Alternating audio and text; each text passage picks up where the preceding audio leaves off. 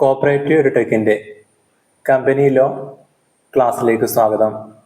Kerala financial corporation assistant Kerala PSC പരീക്ഷാ syllabus പ്രകാരം module 6 10 മാർക്കിന് കമ്പനി ലോയിൽ നിന്നും ബോർഡ് കമ്മിറ്റീസ്, ഓഡിറ്റ് കമ്മിറ്റീസ് എന്നീ ഭാഗങ്ങളാണ് ഈ ക്ലാസ്സിൽ ഉൾപ്പെടുത്തിയത്. ക്ലാസ്സുകൾ ആദ്യമായിട്ട് കാണുന്നവർ ചാനൽ സബ്സ്ക്രൈബ് ചെയ്യുക. ക്ലാസിന്റെ നോട്ടിന് വേണ്ടിയിട്ട് ടെലഗ്രാം ഗ്രൂപ്പും.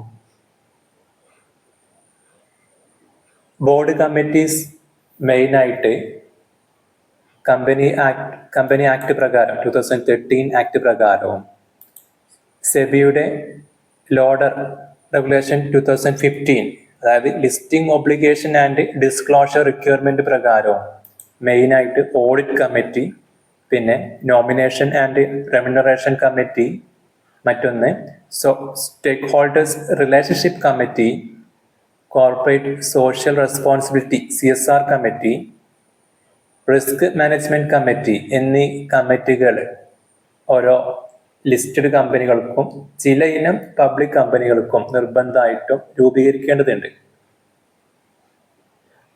ഇതാണ് സിലബസിൽ ബോർഡ് കമ്മിറ്റീസ് എന്ന് ഉൾപ്പെടുത്തിയത്. അതിനുശേഷം ഓഡിറ്റ് കമ്മിറ്റീസ് വീണ്ടും പറയുന്നുണ്ട്. അതായത് ഓഡിറ്റ് കമ്മിറ്റി നമ്മൾ ഡീറ്റെയിൽഡ് ആയിട്ട് പിന്നീട് വീണ്ടും ഈ ക്ലാസ്സിൽ ഉൾപ്പെടുത്തിയിട്ടുണ്ടാവും.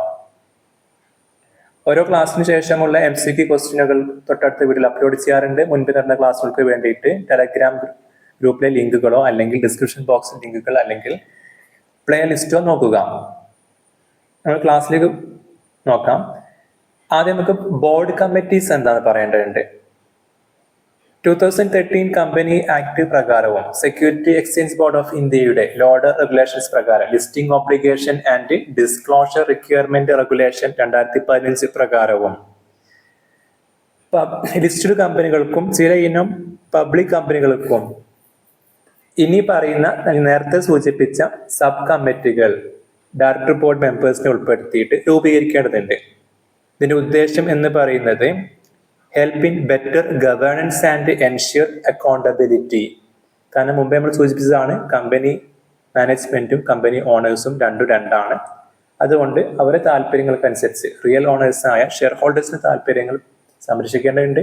അതിന് ഗവേണൻസ് ഉണ്ട്, കോർപ്പറേറ്റ് ഗവേണൻസ് ഉണ്ട്. അപ്പൊ അത്തരം സ്റ്റാൻഡേർഡ്സ് പ്രകാരമാണ് ഈ പറഞ്ഞ 2013 ലോഡറിലൊക്കെ ഈ പറഞ്ഞ സബ് കമ്മിറ്റി ഉൾപ്പെടുത്തിയത്. അതിൽ ആദ്യം വരുന്നത് ഓഡിറ്റ് കമ്മിറ്റിയാണ്. ഈ പറയുന്നതിൽ ഏറ്റവും പ്രധാനപ്പെട്ട കമ്മിറ്റിയും ഓഡിറ്റ് കമ്മിറ്റിയാണ്. ഓഡിറ്റ് കമ്മിറ്റി ലിസ്റ്റഡ് കമ്പനികൾക്ക് നിർബന്ധമാണ്, മാൻഡേറ്ററി ഫോർ ലിസ്റ്റഡ് കമ്പനീസ്. താഴെ പറയുന്ന കാറ്റഗറിയിൽപ്പെട്ട പബ്ലിക് കമ്പനികൾക്കും, അതായത് പബ്ലിക് കമ്പനികൾക്ക് paid up share capital 10 CR മുകളിലേക്ക് പോയാൽ 10 CR മുകളിലേക്ക് പോയാലോ അല്ലെങ്കിൽ ടേൺ ഓവർ 100 CR അല്ലെങ്കിൽ എബോവ് 100 CR, ഡെപ്റ്റ്, loan, borrowing, debenture, deposit 50 CR മുകളിലേക്ക് പോയാൽ ഇവയിൽ ഏതൊന്നും സംഭവിച്ചാൽ അവർക്കും ഈ പറഞ്ഞ ഓഡിറ്റ് കമ്മിറ്റി രൂപീകരിക്കൽ നിർബന്ധമാണ്. വീണ്ടും പറയാം, ലിസ്റ്റഡ് കമ്പനികൾക്കും സെർട്ടൈൻ പബ്ലിക് കമ്പനികൾ like paid up share capital more than 10 CR or equal to 10 CR, turnover 100 CR above, ഡെപ്റ്റ് 50 CR മുകളിലേക്ക് പോയി കഴിഞ്ഞാൽ ഓഡിറ്റ് കമ്മിറ്റി രൂപീകരിക്കുക നിർബന്ധമായി. ഈ കമ്മിറ്റിയിൽ ആരൊക്കെയാണ് വരുന്നത്, കോമ്പോസിഷൻ എങ്ങനെയാണ്? മിനിമം 3 ഡയറക്ടേഴ്സ് വേണം, മിനിമം 3 ആളെങ്കിലും വേണം. മെജോറിറ്റി ഇൻഡിപെൻഡന്റ് ഡയറക്ടേഴ്സ് ആയിരിക്കണം. എന്താണ് ഇൻഡിപെൻഡന്റ് ഡയറക്ടേഴ്സും വ്യത്യസ്ത ടൈപ്പ് ഓഫ് ഡയറക്ടേഴ്സും ലാസ്റ്റ് ക്ലാസ് ഉൾപ്പെടുത്തിയിട്ടുണ്ടായിരുന്നു. അപ്പൊ മെജോറിറ്റി മെമ്പേഴ്സും ഇൻഡിപെൻഡന്റ് ഡയറക്ടേഴ്സ് ആയിരിക്കും വേണം. ചെയർമാൻ ആരായിരിക്കണം? ഇൻഡിപെൻഡന്റ് ഡയറക്ടർ ആയിരിക്കണം. കോമ്പോസിഷൻ എത്രയേ ഉള്ളൂ, മിനിമം 3 ആളായിരിക്കണം. മെജോറിറ്റി ഇൻഡിപെൻഡന്റ് ഡയറക്ടേഴ്സ് ആയിരിക്കണം മെജോറിറ്റി മെമ്പേഴ്സ്. ചെയർപേഴ്സൺ ആയിട്ട് ആരേ വരാൻ പാടുള്ളൂ, ഇൻഡിപെൻഡന്റ് ഡയറക്ടേഴ്സ് മാത്രമേ വരാൻ പാടുള്ളൂ. ഓഡിറ്റ് കമ്മിറ്റി ആയതിനാൽ ഫങ്ഷൻസ് എന്തൊക്കെയായിരിക്കാം? ഫിനാൻസ്, ഓഡിറ്റുമായി ബന്ധപ്പെട്ട കാര്യങ്ങൾ നോക്കേണ്ട സബ് കമ്മിറ്റി ഓഡിറ്റ് കമ്മിറ്റി. ഇപ്പൊ തീർച്ചയായിട്ടും oversee financial reporting process, review audit reports and internal കൺട്രോളിന്റെ മേൽനോട്ടം വഹിക്കേണ്ടത് അല്ലെങ്കിൽ ഇന്റേണൽ കൺട്രോളിന്റെ പരിശോധിക്കേണ്ടതും ഓഡിറ്റ് റിപ്പോർട്ടുകൾ ആദ്യമേ നോക്കി അപ്രൂവ് ചെയ്യേണ്ടതും റെക്കമെൻഡ് അപ്പോയിൻമെന്റ് റിമൂവൽ ഓഫ് വോട്ടേഴ്സ്. ഏത് വോട്ടേഴ്സിന് വോട്ടേഴ്സ് ആരെ ആയിരിക്കണം അപ്പോയിന്റ് ചെയ്യേണ്ടത്? അപ്പോയിന്റ് ചെയ്യുന്നത് ഷെയർ ഹോൾഡേഴ്സ് ആണെങ്കിലും റെക്കമെൻഡ് ചെയ്യുന്നത് ഓഡിറ്റ് കമ്മിറ്റി ആയിരിക്കും. Examine financial statement before approval. Financial statement അപ്രൂവലിന് മുമ്പേ അത് പരിശോധിക്കേണ്ടതൊക്കെ ഈ പറയുന്ന ഓഡിറ്റ് കമ്മിറ്റിയാണ്. ഓഡിറ്റ് കമ്മിറ്റിക്ക്, അതായത് മെയിൻ കമ്മിറ്റി തന്നെയാണ്, മേജർ സബ് കമ്മിറ്റി തന്നെയാണ് ഓഡിറ്റ് കമ്മിറ്റി. ഓഡിറ്റ് ഫിനാൻസുമായി ബന്ധപ്പെട്ട കാര്യങ്ങൾ ശ്രദ്ധിക്കേണ്ട. Minimum 3 member board of directors വരേണ്ട. അതിൽ തന്നെ മെജോറിറ്റി ഇൻഡിപെൻഡന്റ് ഡയറക്ടേഴ്സ് ആയിട്ട് വരേണ്ട. ഇൻഡിപെൻഡന്റ് ഡയറക്ടർ തന്നെയാണ് ചെയർപേഴ്സൺ ആവേണ്ട ഒരു കമ്മിറ്റിയാണ് ഓഡിറ്റ് കമ്മിറ്റി. മറ്റൊന്ന് nomination and remuneration committee, NRC. Applicability same as audit committee. അതായത് മുകളിൽ സൂചിപ്പിച്ച പോലെ ലിസ്റ്റഡ് കമ്പനികൾക്കും പുറമെ സെർട്ടൻ പബ്ലിക് ലിമിറ്റഡ് കമ്പനീസ്, അതായത് ഇനി പറയുന്ന 10 CR മുകളിൽ പെയ്ഡ് അപ്പ് ക്യാപിറ്റൽ ഷെയറും 100 CR മുകളിൽ ടേൺ ഓവറും 50 CR മുകളിൽ 50 CR മുകളിൽ ഡെപ്റ്റ് വരുന്ന കമ്പനികൾക്കും NRC നിർബന്ധമായിട്ടും രൂപീകരിക്കേണ്ടതുണ്ട്. നോമിനേഷൻ ആൻഡ് റെമ്യൂണറേഷൻ കമ്പനി പേരിൽ തന്നെ ഉണ്ട് എന്താണ് ആ കമ്മിറ്റി എന്നത്. അതായത് ഇവിടെ 3 മെമ്പേഴ്സാണ് മിനിമം ഉണ്ടാവുക. 3 or more, 3 കൂടുതലാവാം, മിനിമം 3 വേണം. നോൺ എക്സിക്യൂട്ടീവ് ഡയറക്ടേഴ്സ് ആണ് മെമ്പേഴ്സ് ആയിട്ട് വരിക. പക്ഷെ അതിൽ പകുതി ആളെങ്കിലും എന്തായിരിക്കണം? ഇൻഡിപെൻഡന്റ് ഡയറക്ടേഴ്സ് ആയിരിക്കണം. 3 or more non executive directors with at least half being independent directors. Functions: identify qualified individuals for appointment as directors, KMP and senior management. KMP ആയിട്ടും ഡയറക്ടേഴ്സ് ആയിട്ടും സീനിയർ മാനേജേഴ്സ് ആയിട്ടൊക്കെ വരേണ്ട ആളുകളെ, ക്വാളിഫൈഡ് ആയ ആളുകളെ ഐഡന്റിഫൈ ചെയ്യുക എന്നതാണ് അവരുടെ മെയിൻ ഉത്തരവാദിത്വം. കാരണം കമ്മിറ്റിന്റെ പേര് തന്നെ അങ്ങനെയാണല്ലോ, നോമിനേഷൻ ആൻഡ് പിന്നെ റെമ്യൂണറേഷൻ ആണ്. അപ്പൊ 2 ഫംഗ്ഷന്റെ പേര് തന്നെ കിട്ടും. മൂന്നാമത്തെ പോയിന്റ് നോക്കാം. Recommend remuneration policies for the directors and executives. പക്ഷെ ഇവിടെ KMP എന്നൊരു പോയിന്റ് കാണാം ആദ്യത്തിൽ. എന്താണ് ഈ KMP എന്ന് പറഞ്ഞാല്? ഈ പേപ്പർ എടുക്കുന്ന സമയത്ത് നമുക്ക് അറിയേണ്ട പോയിന്റ് കൂടിയാണ് KMP. കീ മാനേജറിയൽ പേഴ്സൺസ് എന്ന ചുരുക്കപ്പേരാണ് KMP. Key managerial personnel. Key managerial personnel. ഇപ്പം ബോർഡ് ഓഫ് ഡയറക്ടേഴ്സ് ഉണ്ടാവും, KMPകളായിരിക്കും മെയിനായിട്ട് കമ്പനിന്റെ തലപ്പത്ത് ഉണ്ടാവുക. അതിൽ ഡയറക്ടർ ബോർഡാണ് എലക്റ്റഡ് ആയിട്ട് വരുന്ന കമ്പനിയെ കൺട്രോൾ ചെയ്യേണ്ട, പോളിസി മേക്ക് ചെയ്യേണ്ട, സ്ട്രാറ്റജി ഡിസിഷൻസ് എടുക്കേണ്ട. എക്സിക്യൂട്ടീവ്സും പിന്നെ നോൺ എക്സിക്യൂട്ടീവും ഇൻഡിപെൻഡന്റ് ഡയറക്ടേഴ്സും ഒക്കെ ആയിട്ട് പല ആളുകളായിട്ട് വരുന്ന ഡയറക്ടർ ബോർഡാണ് ബോർഡ് ഓഫ് ഡയറക്ടേഴ്സ് എന്നൊരു ഭാഗമുണ്ട്. അതിന്റെ താഴെയാണ് ഈ പറയുന്ന കീ മാനേജീരിയൽ പേഴ്സണൽ KMPs വരിക, കീ മാനേജർ പേഴ്സൺസ് വരും. അതായത് കമ്പനി സെക്രട്ടറി പോലുള്ള മാനേജർ പോസ്റ്റ് ആണ് ശരിക്കും key manager personnel. Senior officers day to day management ചെയ്യേണ്ട, എക്സിക്യൂട്ട് ചെയ്യേണ്ട, CEO, MD, company secretary, CFO, whole time directors പോലുള്ള ആളുകളാണ് ശരിക്കും KMP എന്ന് പറയാം. അതായത് board of directors decision makers ആണെങ്കിൽ KMP എന്താണ്? എക്സിക്യൂട്ടേഴ്സ് ആണ്, മാനേജേഴ്സ് ആണ്. ആ വ്യത്യാസമുണ്ട്. അപ്പൊ ഈ KMPനെ ആളുകളെ, ക്വാളിഫൈഡ് ആളുകളെ കണ്ടെത്തേണ്ട ഉത്തരവാദിത്വം ആർക്ക് തന്നെയാണ്? ഈ പറയുന്ന റെമ്യൂണറേഷൻ കമ്മിറ്റിക്ക് തന്നെയാണ്, അല്ലെങ്കിൽ നോമിനേഷൻ ആൻഡ് റെമ്യൂണറേഷൻ കമ്മിറ്റി. ഒരു കാര്യം ഇൻട്രോഡ് പറയാൻ വിട്ടുപോയി തോന്നുന്നു. സെബി ആക്ട് പ്രകാരവും കമ്പനി ആക്ട് 2013 പ്രകാരവും സെബി ലോഡർ റെഗുലേഷൻസ് പ്രകാരമാണ് ഈ പറയുന്ന സബ് കമ്മിറ്റികളെ രൂപീകരിക്കേണ്ടത്. അപ്പൊ എന്താണ് ലോഡർ എന്ന് പറഞ്ഞാല്? Security exchange board of India ആണ് സെബി എന്ന് അറിയാം. Listing obligations and disclosure requirement regulations 2015 കുറച്ച് റെഗുലേഷൻസ് കൊണ്ടുവന്നിട്ടുണ്ട് സെബി. അതായത് listing obligation and disclosure requirement, list ചെയ്യപ്പെടുന്ന കമ്പനികൾക്ക് ഫോളോ ചെയ്യേണ്ട കുറച്ച് റെഗുലേഷൻസ്. അത് പ്രകാരമാണ് ഈ താഴെ നമ്മൾ പറയുന്ന 5ഓളം സബ് കമ്മിറ്റികൾ നമ്മൾ ഡിസ്കസ് ചെയ്യുന്നത്. അതിലൊന്ന് ഓഡിറ്റ് കമ്മിറ്റി ആയിരുന്നു, രണ്ടാമത്തത് നോമിനേഷൻ റെമ്യൂണറേഷൻ കമ്മിറ്റി NRC ആണ്, അതിന്റെ അപ്ലിക്കബിലിറ്റി എന്ന് പറഞ്ഞാൽ ഓട്ട് കമ്മിറ്റിയെ പോലെ തന്നെയാണ്. ലിസ്റ്റ് കമ്പനികൾക്കും 10 CR മുകളിൽ പെയ്ഡ് അപ്പ് ഷെയർ ക്യാപിറ്റലും 100 CR ടേൺ ഓവറും 50 CR ഡെപ്റ്റ് ഉള്ള കമ്പനികൾക്ക് നിർബന്ധമായിട്ടും NRC ഫോം ചെയ്യേണ്ടതുണ്ട്. കമ്മിറ്റിയിൽ വേണ്ടത് മിനിമം 3 ആളാണ്. പക്ഷെ നോൺ എക്സിക്യൂട്ടീവ് ഡയറക്ടേഴ്സ് ആണ് മെമ്പേഴ്സ് ആയി വരുന്നത്. അതിൽ പകുതി ആരായിരിക്കണം? ഇൻഡിപെൻഡന്റ് ഡയറക്ടേഴ്സും ആയിരിക്കണം. ഫംഗ്ഷൻസ് 2 ഫംഗ്ഷൻ പേരിൽ നിന്ന് കിട്ടും. ക്വാളിഫൈഡ് ആയ KMPകളെയും ഡയറക്ടർമാരെയും സീനിയർ മാനേജേഴ്സിനെയും കണ്ടെത്തുക. പിന്നെ formulate criteria for evaluation of directors. മറ്റൊന്ന് recommended remuneration policy for directors and executives. മൂന്നാമത്തത് shareholders relationship committee, SRC, shareholders relationship committee. ഇത് അപ്ലൈ ചെയ്യേണ്ടത് mandatory for companies with more than 1000 share holders.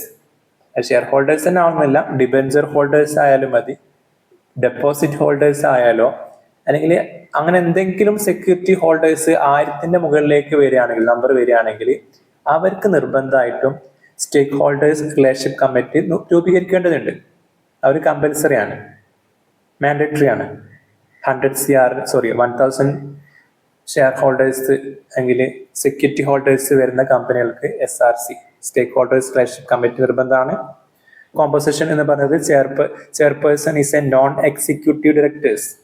ഇവരെ പറഞ്ഞതിലൊക്കെ chairperson is a non executive director.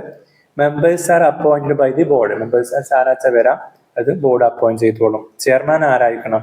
Non executive directors ചെയ്യുന്നു. ഇതുവരെ പറഞ്ഞതൊക്കെ independent director നിന്നും ഇവിടെ പറയുമ്പോൾ എന്തായി? നോൺ എക്സിക്യൂട്ടീവ് ഡയറക്ടറായി മാറിയിട്ടുണ്ട്. ഫങ്ഷൻസ് എന്ന് പറയുമ്പോൾ ഷെയർ ഹോൾഡേഴ്സ് റിലേഷൻഷിപ്പ് കമ്മിറ്റിയാണ്. അപ്പൊ ഷെയർ ഹോൾഡേഴ്സ് റിലേഷൻഡ് ആയ ഫങ്ഷൻസ് വരിക.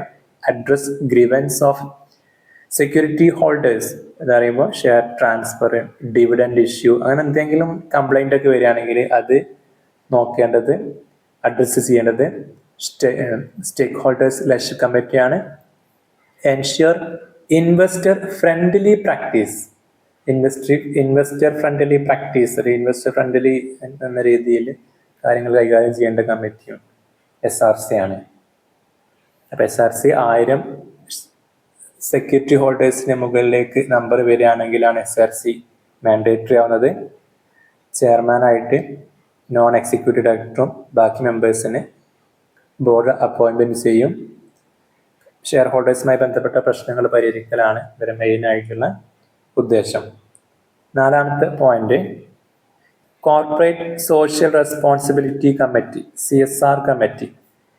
CSR കമ്മിറ്റി മാൻഡേറ്ററി ആവുന്നത് താഴെ പറയുന്ന ടീമിനാണ്. Mandatory company in any financial year has, ഏതെങ്കിലും ഒരു വർഷം താഴെ പറയുന്ന കാര്യം ഏതിലൊന്ന് സംഭവിച്ചാൽ നെറ്റ് വർത്ത് 500 CR മുകളിലോ, ടേൺ ഓവർ 1000 CR മുകളിലോ, നെറ്റ് പ്രോഫിറ്റ് 5 CR, അത് ആവറേജ് കണക്ക് പറയുന്നുണ്ട്, ഒറ്റ വർഷത്തെ 5 CR അല്ലത്.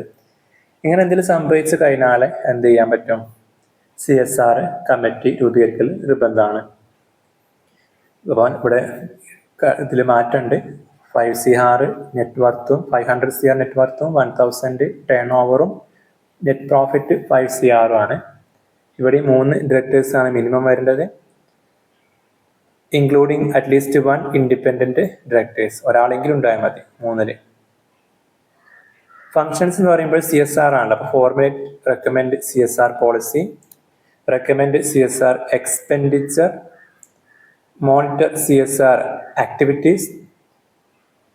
ഇത്തരം കാര്യങ്ങളാണ് CSR കമ്മിറ്റിയുടെ ഭാഗമായിട്ട് വരിക. ഇവിടെ പ്രത്യേകം ഓർക്കുന്നത് അതിന്റെ അപ്ലിക്കബിലിറ്റി ആണ്. Net worth 500 turn over 1000 net profit 5 CR മുകളിലുള്ള കമ്പനികൾക്കാണ് ഇത് ബാധകമായിട്ട് വരിക. ഇനി റിസ്ക് മാനേജ്മെന്റ് കമ്മിറ്റിയാണ്. ഇത് ശരിക്കും സെബി ലോഡർ പ്രകാരമാണ്. പിന്നെ കമ്പനി ആക്ടിൽ ഇതിനെ കുറിച്ച് പറയുന്നില്ല, not mandatory under companies act. പിന്നെ ഇത് ബാധകമാവുന്നത് ആസ് പെർ സെബി ലോഡർ പ്രകാരമാണ്, റെഗുലേഷൻ പ്രകാരമാണ്. Top 1000 listed entities by market capitalisation list ചെയ്ത കമ്പനികൾ, അതായത് മാർക്കറ്റിലെ 1000 CR, ആദ്യത്തെ 1000 കമ്പനികൾ ഇപ്പം സെബിയില് BSE NSE മാർക്കറ്റിൽ ലിസ്റ്റ് ചെയ്തിട്ടുണ്ടാവില്ല കമ്പനികൾ. അപ്പൊ അതില് മാർക്കറ്റ് ക്യാപിറ്റലൈസേഷന്റെ ബേസിൽ ആദ്യത്തെ 1000 കമ്പനികൾ, ഇപ്പൊ മാർക്കറ്റ് ക്യാപിറ്റലൈസേഷന്റെ ബേസിലാണ് നിഫ്റ്റിയിലെ 50 കമ്പനികളുടെ ഇൻഡെക്സ് വരുന്നത്. അതേ മാർക്കറ്റ് ക്യാപിറ്റലൈസേഷന്റെ ബേസിലാണ് സെൻസസിൽ ആദ്യം 30 കമ്പനിയാണല്ലോ സെൻസസ് ഇൻഡെക്സ് വരുന്നത്, അതിന്റെ ആവറേജ് ഇൻഡെക്സ്. എന്നതുപോലെ ആദ്യത്തെ 1000 കമ്പനികൾ എന്തിന്റെ അടിസ്ഥാനത്തിലാണ്? Market capitalisation. ഇപ്പൊ മാർക്കറ്റ് ക്യാപിറ്റലൈസേഷൻ എന്ന് പറഞ്ഞാൽ എന്താണ്?